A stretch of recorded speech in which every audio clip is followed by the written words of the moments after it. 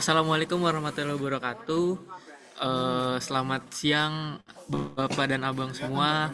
Pada kelihatan loh.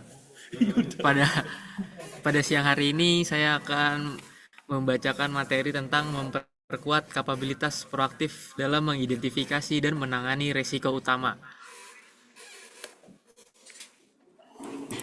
Next.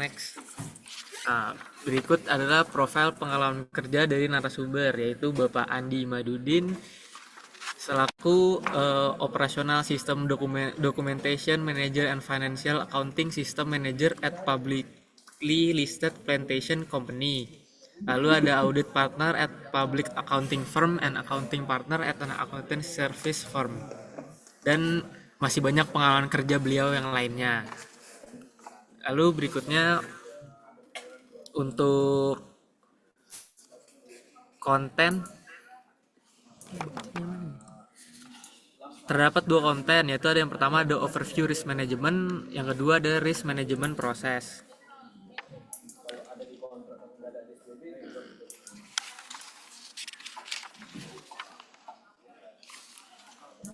Baik, yang pertama untuk overview risk management.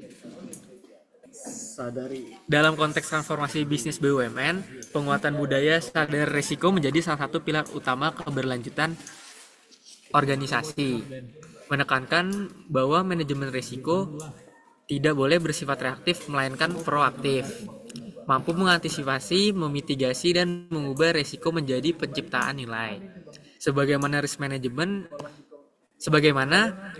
is not about avoiding risk, but managing it effectively to achieve objective.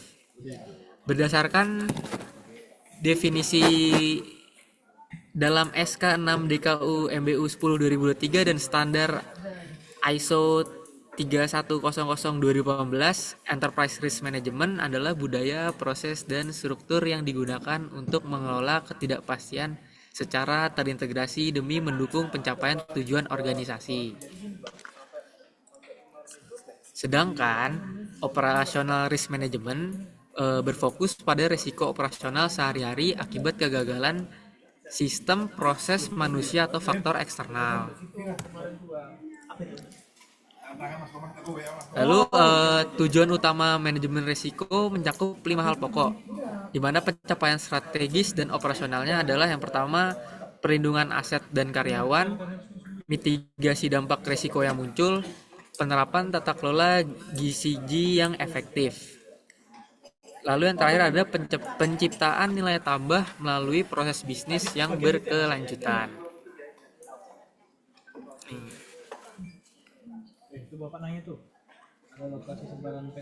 Lalu untuk manajemen risiko bukan sekedar sistem defensif, tetapi harus menjadi alat navigasi dinamis untuk membawa organisasi mencapai tujuan.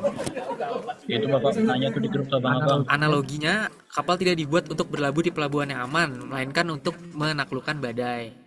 Dengan kata lain, risiko adalah bagian alami dari perjalanan bisnis, dan kemampuan proaktif dalam menghadapi menjadi kunci ketahanan korporasi.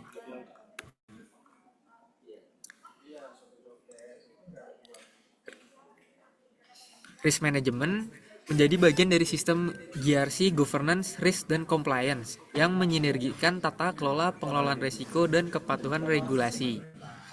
Pendekatan ini memastikan manajemen risiko tidak berdiri sendiri, melainkan terintegrasi dalam strategi pengambilan keputusan dan operasional harian.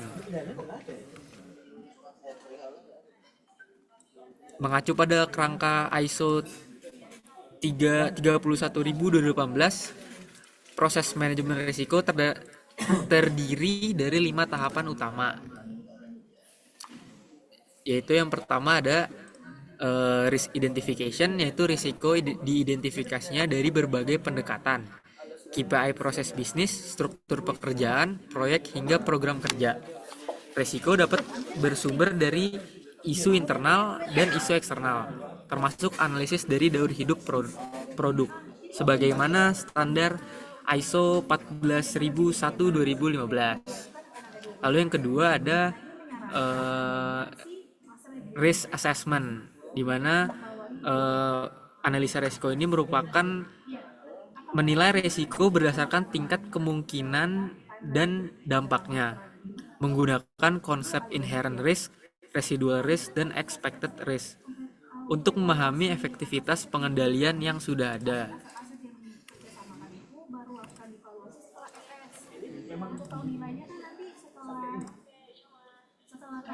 Lalu berikutnya ada risk evaluation, di mana hal ini memetakan hasil analisa ke dalam peta resiko guna menentukan prioritas mitigasi.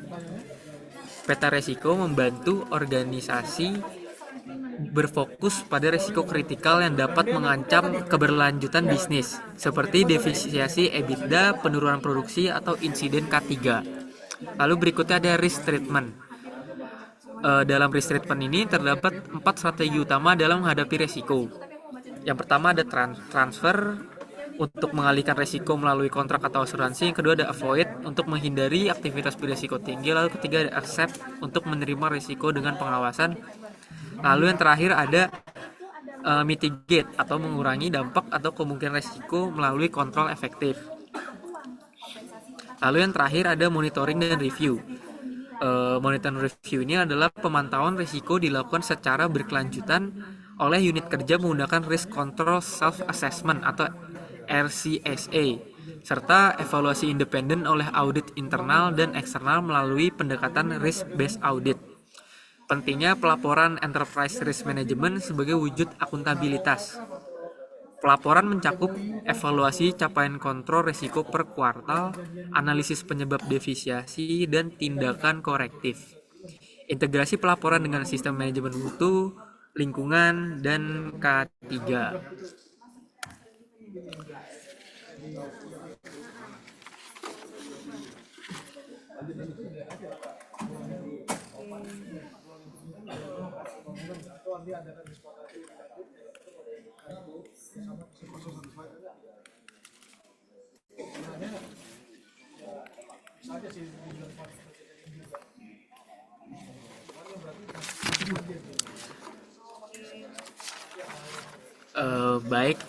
Saya akan melanjutkan ke kesimpulan, di mana memperkuat kapabilitas proaktif bukan hanya soal kepatuhan prosedur, tetapi soal membangun budaya sadar risiko yang hidup dalam setiap keputusan bisnis.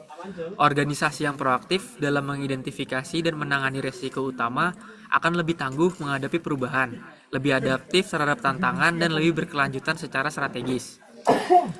Berpikir proaktif, bertindak preventif, kenali risiko, kendalikan dampak, dan mewujudkan keberlanjutan. Terima kasih. Wassalamualaikum warahmatullahi wabarakatuh.